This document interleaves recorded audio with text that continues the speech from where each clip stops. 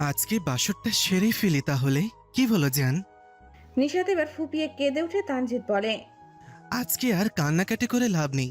তোমার আগে ভাবা উচিত ছিল আজকে আমি তোমাকে ছাড়বো না। বলেই নিশাতের গলায় মুখ ডুবিয়ে দেয় আর এক হাত নিশাতের কোমরে রাখে। নিশাতের কান্নার শব্দ বেড়ে যায়। তানজিদের সেদিকে কোনো হুঁশ নেই দেখে নিশাত কাঁপা কাঁপা স্বরে বলে। ছেড়ে দিন প্লিজ। তানজিদের থেকে কোনো সাড়া শব্দ না পেয়ে নিশাত আবার বলে। আপনি তো গার্লফ্রেন্ড নিয়ে। আর বলতে পারলো না, আবার ফুপিয়ে কেঁদে উঠল। তানজিদ এবার নিশাতের গলায় একটা কামড় দেয়। নিশাত ব্যথায় হালকা আর্তনাদ করে ওঠে। তানজিদ নিশাতের দিকে তাকিয়ে বলে। তখন থেকে কি গার্লফ্রেন্ড গার্লফ্রেন্ড শুরু করেছো? কার গার্লফ্রেন্ড, কিসের গার্লফ্রেন্ড? নিশাতের কান্না থামার নামই নেই দেখে তানজিদ রেগে বলে। হয় কান্না থামাও, না হলে এরপরে কান্নার ব্যবস্থা আমি করে দেব। নিশাত চুপ হয়ে যায়, তাও মাঝে মাঝে হেসকি তুলছে।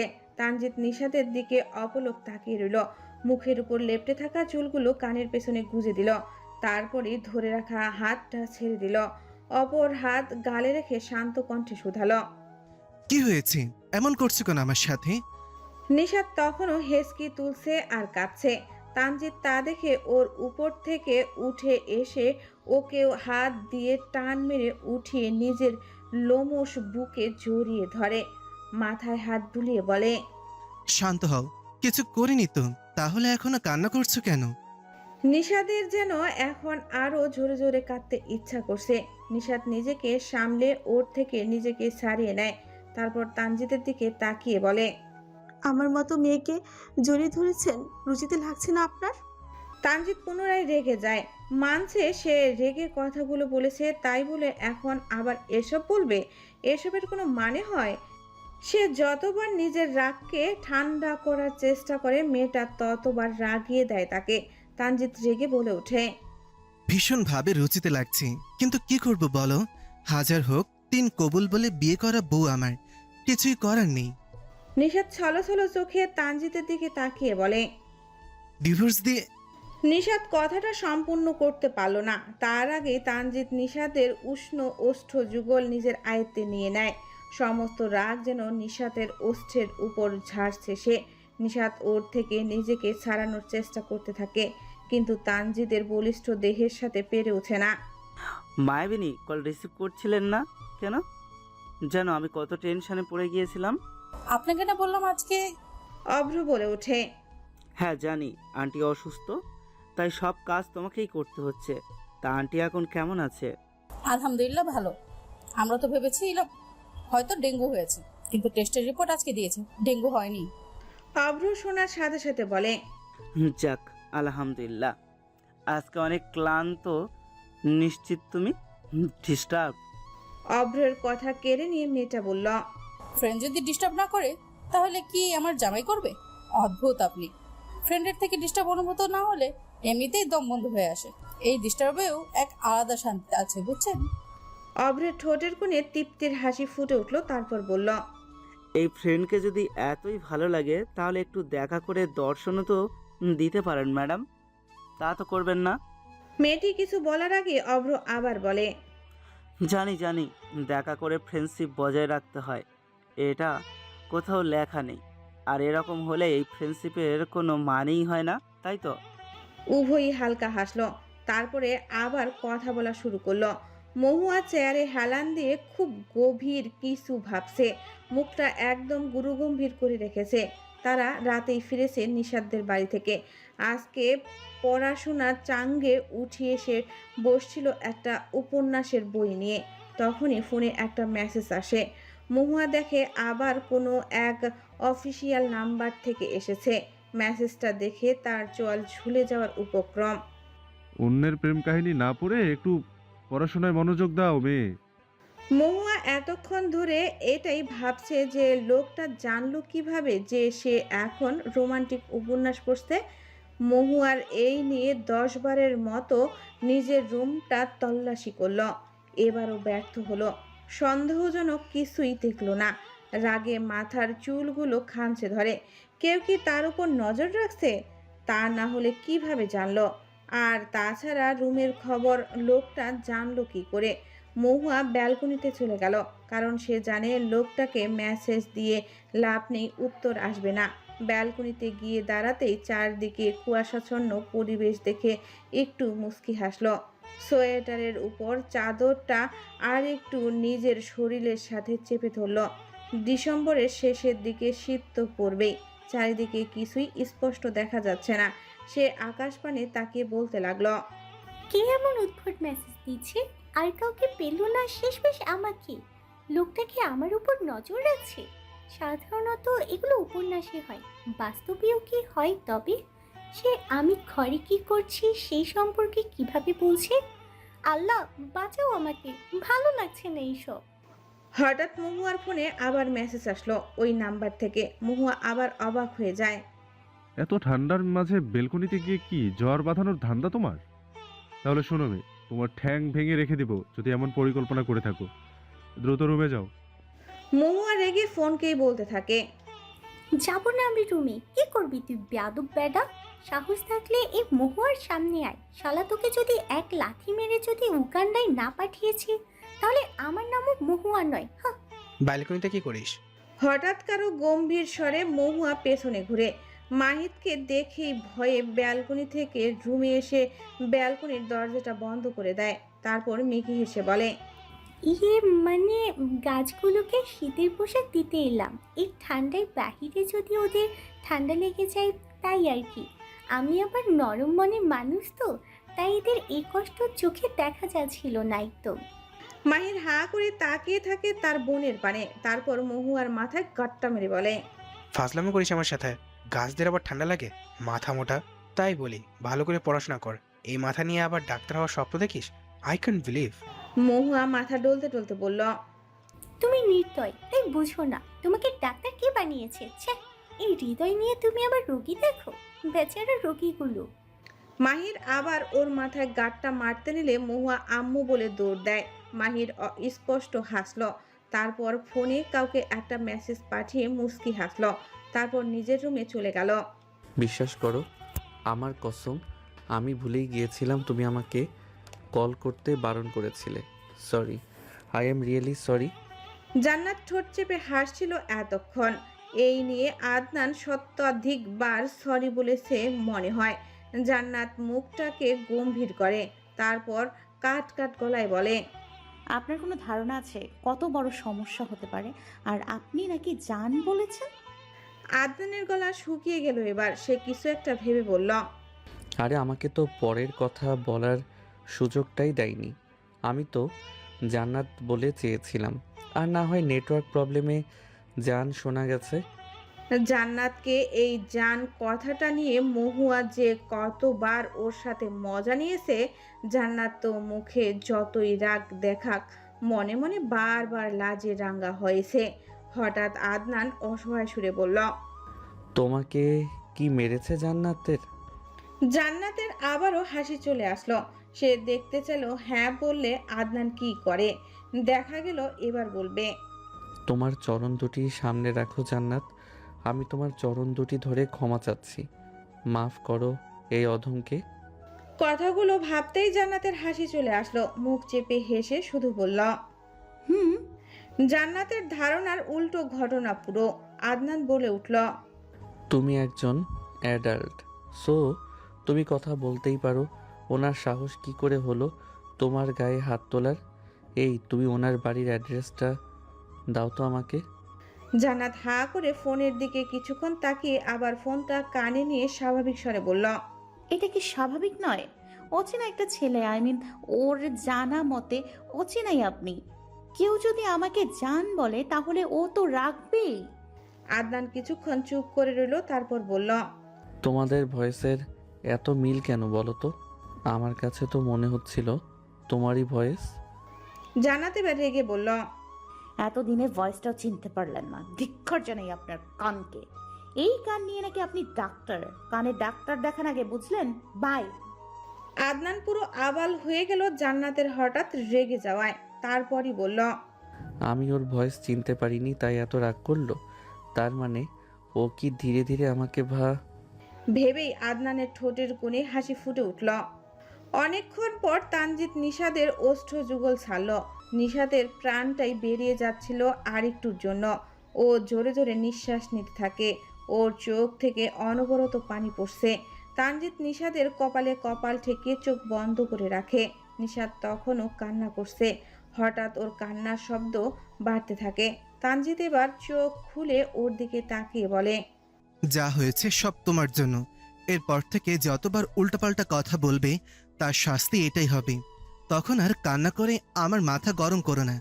এমনভাবে কান্না করেছ মনে হয় আমি কোনো পরপুরুষ। কান্না থামাও নিশাত, আমি কান্না থামাতে বলেছি। শেষের কথাটা তানজিৎ একটু জোরে বলে, যার দরুন নিশাত একটু কেঁপে উঠে কান্না বন্ধ করে দেয়।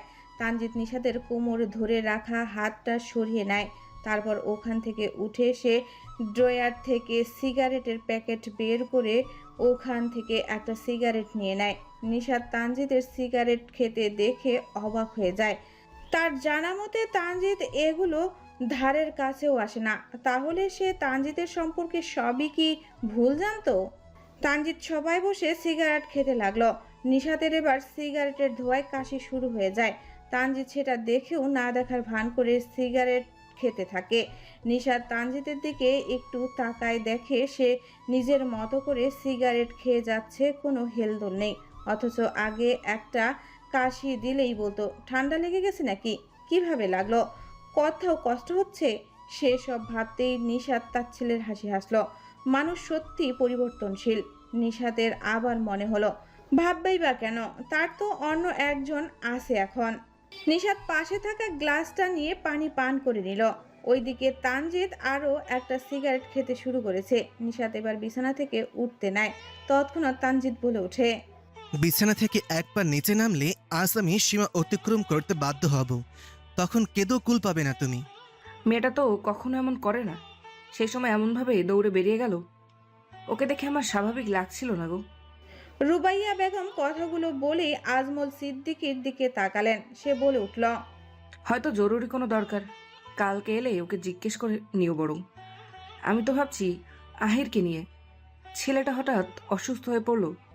খাবার দাবার তো সব বাড়িতেই তৈরি করা হয়েছিল, তাহলে ওর হঠাৎ পেট খারাপ হলো কেন? রুবাইয়া বেগম বললেন, হয়তো এর আগে কোনো উল্টোপাল্টা খাবার খেয়েছে। তুমি শফিক ভাইকে ফোন করনি আর? আজমল সিদ্দিকী বিছানায় হেলান দিয়ে বললেন, করেছিলাম তো, বললো যে ডায়রিয়া হয়েছে নাকি। ও এখন কেমন আছে? বললো তো এখন ঠিক আছে। ছেলেটা বড্ড ভালো, বুঝলে। রুবাইয়া বেগম বললেন, তা তো বুঝলাম, কিন্তু তুমি কি ভুলে গেলে তোমার ছেলে দুটোর কথা? ওরা তো জানেই না যে নিশাতের বিয়ে ঠিক করেছো তুমি। তোমার আদৌ মনে হয় ওরা এখন নিশাতকে বিয়ে দিতে দেবে? আজমল সিদ্দিকী বলে উঠলেন, ও তুমি চিন্তা করো না গিন্নি, ওদের আমি সামলে নেবো। হ্যাঁ। তখনই হঠাৎ ফোন বেজে উঠল। আজমল সিদ্দিকী তা দেখে বললেন, এই দেখো, তোমার আদরের তৈরি বাঁদরের নাম নিতে না নিতেই কল করেছে। রুবাইয়া বেগম শান্ত স্বরে বললেন, কি আর করবো বলো, বংশটাই তো বাদরের। আমার ছেলেদের আর কি দোষ এখানে? আজমল সিদ্দিকী চুপ হয়ে গেলেন। ছেলেদের বাদর বলতে গিয়েও এখন পুরো বংশকেই কিনা বাদর বানিয়ে দিল। ঘুরে ফিরে তাকেও বাদর বললেন রুবাইয়া বেগম। ওইদিকে রুবাইয়া বেগম খুশিতে গদগদ হয়ে পড়লেন। কি সত্যি তোরা পরশু আসছিস? কত বছর ধরে দেখি না আমার কলিজার টুকরোদের। বলতে বলতে রুবাইয়া বেগম কান্না করে দিলেন। ছেলেরা অপর পাশ থেকে সান্ত্বনা দিতে লাগলো। আর এদিকে আজমল সিদ্দিকীর অন্তর আত্মা কেঁপে উঠল কথাটা শুনে। এত তাড়াতাড়ি যে চলে আসবে সে ভাবেনি। ছেলেগুলো যে তার বোনের ব্যাপারে একটু বেশি সেন্সিটিভ। রাজি কি হবে আদৌ? বোনের কথা উঠলে ওরা যে নিজের বাপকেও পাত্তা দেয় না। 2 বছর আগে ঘটনা মনে পড়লে এখনও আজমল সিদ্দিকীর আত্মা কেঁপে ওঠে। নিশাত সবেমাত্র ভার্সিটিতে উঠেছে তখন। আর বাড়িতে এক ঘটক পাত্রপক্ষ নিয়ে হাজির হয়। আজমল সিদ্দিকী প্রথমে নাকচ করলেও পরে ছেলের বায়োডাটা দেখে বলে যে একটু ভেবে দেখবে। সেই কথাটা নিশাত কান্না করে তার ভাইদের ফোন করে জানিয়েছিল। ব্যাস, বোনের চোখে পানি কেন আসলো সেটা নিয়ে এক কুরুক্ষেত্র বাঁধে। আর তারা শুধু পারছিল না লন্ডন থেকে এসে ওই ঘটককে পিটাতে। আজমল সিদ্দিকী মনে মনে সেদিন শুধু আল্লাহর কাছে শুকরিয়া আদায় করেছিলেন যে সে তাদের বাপ, তা না হলে আজমল সিদ্দিকী কেউ তুলেও নির্ঘাত আছাড় মারত। আজমল সিদ্দিকীর এমনটা মনে হচ্ছিল, তাই আজমল সিদ্দিকী আগে থেকেই কথা সাজাতে লাগলেন। মহুয়া উপন্যাসের বইটা ধারাম করে বন্ধ করে দিল। বারবার ওই মেসেজের কথা মনে আসছে তার। মহুয়া কিছুক্ষণ ভাবলো, এই যে যদি পছন্দই করিস তাহলে সুন্দর সুন্দর কথা লিখে পাঠা, তা না করে ব্ল্যাকমেল করছে। এভাবে কোনোদিন মেয়ে পটে নাকি? মেয়েদের মন হচ্ছে কোমল নরম, তাই একটু ভালো করে বললেই তো পটে যাওয়ার চান্স থাকে। তারপরই মহুয়া নিজের মাথায় গাঁটটা মেরে বলল, ছি মহু, তুই প্রেম করতে চাইছিস? ধিক্কার জানাই তোর ভাবনাকে। দেখ, লোকটা যেই হোক তোর কিছু যায় আসে না। বেশি বিরক্ত করলে সোজা ভাইয়াকে বলে দিব, তখন বুঝবি মজা। অন্যদিকে আদনান সেই কখন থেকে জান্নাতকে কল করছে, কিন্তু এই মেয়ে তো ফোন ধরার নামই নিচ্ছে না। আদনানের রাগ লাগলো এবার। সে শেষবারের মতো কল করে এবার। ঠিক করে এবার না রিসিভ করলে সোজা জান্নাতের বাড়ি চলে যাবে। তারপর ফোনটা রিসিভ করে ওর কানে দিয়ে আবার চলে আসবে। তারপরে আদনানের মনে হলো, ওর বাড়িতে গেলে তো সরাসরি কথা বলা যাবে, তাহলে ফোন রিসিভ করিয়ে দিয়ে চলে আসার কি মানে? আদনান নিজের মাথায় একটা গাঁটটা মেরে বলে, বলত। শেষবারেও যখন জান্নাত রিসিভ করলো না, তখন আদনান এবার শার্টের হাতা গোটাতে গোটাতে বলে, আমি আসছি, রেডি হও যান। হঠাৎ কিছু একটা মনে হতেই থমকে গেল। ঘড়ির দিকে তাকিয়ে দেখে রাত 12টা বাজতে চলল প্রায়।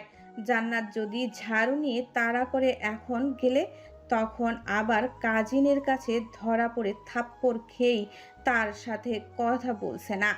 বাড়িতে গিয়ে ধরা পড়লে তো জান্নাত কেটে কুচি কুচি করে ফেলবে, আর তা না হলে ঝাড়ুর বাড়ি নিশ্চিত। আদনান আবার ফিরে এসে বিছানায় বসলো। তারপর আবার জান্নাতকে কল করলো। এবার রিসিভ হলো। রিসিভ হতেই ওপাশ থেকে জান্নাত খেকিয়ে ঘুম ঘুম স্বরে বলল, এই কোন হারামজাদা রে? আদনান অসহায় স্বরে বলল। আমি রে। জান্নাত আবার আগের মতো করেই বলল, এই শালা, আমি? এত রাতে কেউ কল করে, তাও এই শীতের দিনে? আমার জানকে জিগার ঘুমটা হারাম করলি কেন? যা শালা, তোর কপালে বউ জুটবে না। আদনান এতক্ষণ ঠোঁট চেপে হাসছিল, কিন্তু জান্নাতের শেষের কথাটা শুনে ওর হাসি উবড়ে যায়। তারপর বলে, এই না, এই অভিশাপ দিও না গো। আমি আমার এই জীবন বউ ছাড়া নিরামিষভাবে কাটাতে চাই না। আই নিড বউ।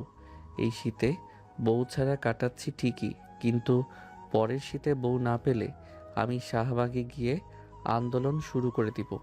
তাই বলছি, অভিশাপ তুলে নাও। জান্নাতের কোনো উত্তর পাওয়া যায় না। আদনান একটা দীর্ঘশ্বাস ফেলল। এত তাড়াতাড়ি যে ঘুমিয়ে পড়বে আজকে, এটা আদনানের ভাবনাতেই আসেনি। হয়তো আজকে ক্লান্ত, তাই ঘুমিয়ে পড়েছে। আদনান ফোনটা কেটে দিল। নিশাত অবাক হয়ে তানজিদের দিকে তাকিয়ে থাকে। এটা কি সত্যি সেই তানজিদ, যে তানজিদকে সে ভালোবেসেছে? নিশাতের নিজের প্রতি রাগ হতে থাকে। এদিকে তানজিদ একের পর এক সিগারেট খেয়ে চলছে। রুমটা পুরো ধোঁয়া দিয়ে ভরে গেছে। নিশাতের এবার শ্বাস নিতে ব্যাঘাত ঘটতে থাকে। তার শ্বাসকষ্ট শুরু হয়ে যায়। তাই সে এবার তানজিদকে উদ্দেশ্য করে বলে, আর কত সিগারেট খাবেন? এবার থামুন অন্তত, আমার নিঃশ্বাস নিতে কষ্ট হচ্ছে এবার। তানজিদ নিশাতের কথার কোনো উত্তর দিল না। এ কথায় ওকে অবজ্ঞা করে তানজিদ আরেকটা সিগারেট মুখে দিতে যাবে, তার আগেই নিশাত গিয়ে ওটা নিয়ে জানালার থাই খুলে বাইরে ফেলে দিল। তানজিদ কিছু বলল না। সে সিগারেটের প্যাকেট থেকে আরেকটা নিতে যাবে, তার আগেই নিশাত পুরো প্যাকেটটা ফেলে দিল। তানজিদ তাও কিছু বলল না। নিশাত ওর কাছে এসে বলল, আর এবার যদি সিগারেট খেতে নেন, তাহলে এবার আপনাকে জানলাতে বাইরে ফেলে দিব। তানজিদ স্পষ্ট হাসলো, তবে নিশাতকে তা বুঝতে দিল না। মুখের গাম্ভীর্য বজায় রাখলো। তারপর ওকে বলল, আমাকে জানালা দিয়ে ফেলে দেবে? Okay fine. তার আগে তুমি আমাকে এই সোফা থেকে তুলে দেখাও। আই সোয়ার, যদি তুলতে পারো তাহলে আমি নিজে লাভ দেব। নিশাত কথাটা শুনে খানিকটা লজ্জা বোধ করলো। রেগে একটু বলেছে তাই বলে এভাবে অপমান করবে? নিশাত আবার গিয়ে চুপচাপ বিছানায় বসে পড়ল। ওকে বসতে দেখে তানজিদ বলল, বসে পড়লে যে? আমি কি বলেছি যেতে? নিশাত ওর দিকে কিছুক্ষণ তাকিয়ে আবার ওর সামনে আসলো। তানজিদ বলল যে, এবার যাও। নিশাতের রাগ লাগলো। এভাবে ডেকে এনে আবার যাও বলার মানে হয় না, সে তো চলে গিয়েছিল। নিশাত আবার বিছানায় গিয়ে বসে। তানজিৎ উঠে দাঁড়াতেই নিশাত আড়ষ্ট হয়ে বসলো। তানজিৎ তা দেখে কিছু বলল না। উঠে গিয়ে রুমের লাইটটা অফ করে দিতেই নিশাত চিৎকার করে বলে, এই না। তানজিৎ আবার লাইট অন করে ওর দিকে তাকিয়ে বলে, কি? লাইট অফ করবেন না প্লিজ। তানজিৎ আবার লাইট অফ করে দেয় যেন সে কিছুই শুনেনি। নিশাত নিজেকে গুটিয়ে নিল, গায়ের থাকা চাদরটা দিয়ে ভালো করে নিজেকে ঢেকে নিল। তানজিৎ সেটা দেখে হালকা হাসলো। তারপর বিছানা থেকে বালিশ নিয়ে সোফায় শুতেই ও আবার উঠে দাঁড়ালো। তারপর নিশাতের সামনে গিয়ে দাঁড়ালো। নিশাত মাত্রই শুয়েছিল, তানজিৎকে দেখে আবার উঠে বসলো। তানজিৎ বলে উঠল, আমার বাড়ি, আমার ঘর, আমার বিছানা, তাহলে আমি কেন সোফাতে ঘুমাবো? নিশাত ভীষণ স্বাভাবিক স্বরে বলল, কারণ সোফাটাও আপনারই। তানজিৎ হালকা কেসে উঠল। তারপর আবার সোফায় গিয়ে ঘুমিয়ে পড়ল। নিশাত আবার শুয়ে পড়ল। রাতটা এভাবেই কেটে গেল। আরে জানিস না তুই ছেলেটা যে কি হ্যান্ডসাম, আমার লাইফে এমন ছেলে কখনো দেখিনি। আর কি ফাইটটাই না করলো। ও এমজি, আমি তো প্রথম দেখেই ক্র্যাশ খেয়ে ফেলেছিলাম। মহুয়া একটা হাই দিয়ে বলল, জান না, প্রপোজ কর তাহলে। আমাকে আর কতবার বলবি রে? এই নিয়ে প্রায় 30 বার বলে ফেললি। স্নেহা মহুয়ার কাঁধ ধরে ঝাঁকাতে ঝাঁকাতে বলল, হাই মোহু, আমি পাগল হয়ে যাব রে। মহুয়া হাতটা ওর থেকে ছাড়িয়ে বিরক্তির সাথে বলল, ধুর বাল, ছাড় তো। মেঘলা আজকে কলেজ আসেনি। ওদের ফ্রেন্ড সার্কেলে ওরা 4 জন রয়েছে। স্নেহা আবার বলে উঠল, আমার কি যে হয়েছে, সব জায়গায় শুধু ওনাকেই দেখি। কিন্তু হাই, ওই লোকের যে গার্লফ্রেন্ড আছে শোনা। নেহার কথা শুনে স্নেহার মুখটা চুপসে গেল। মহুয়া নেহার দিকে তাকিয়ে বলল, তুইও কি এখন ওর মতোই বালির কাহিনী বলতে শুরু করবি? তাহলে তোরা থাকে, আমি ক্লাসে যাই। নেহা ওর হাত ধরে ওকে আটকে বলল, আরে আরে বস তো। তোর কি আমাকে ওর মতো পাগল মনে হয়? যে ছেলেকে দেখে তাকে দেখেই ক্রাশ খায়। স্নেহা নেহার হাতে একটা থাপ্পড় দিয়ে বলল, একদম ফালতু কথা বলবি না। আমি মোটেও সব ছেলের ওপর ক্রাশ খাই না, উনিই আমার শেষ ক্রাশ। নেহা আর মহুয়া যেন কোনো জোক শুনল। ওরা হো হো করে হাসতে লাগলো। মহুয়া হাসতে হাসতে বলল, বিলিভ মি, যদি সত্যি এমন হয় তাহলে আজ থেকে আমি উপন্যাস পড়া বাদ দিয়ে দিব।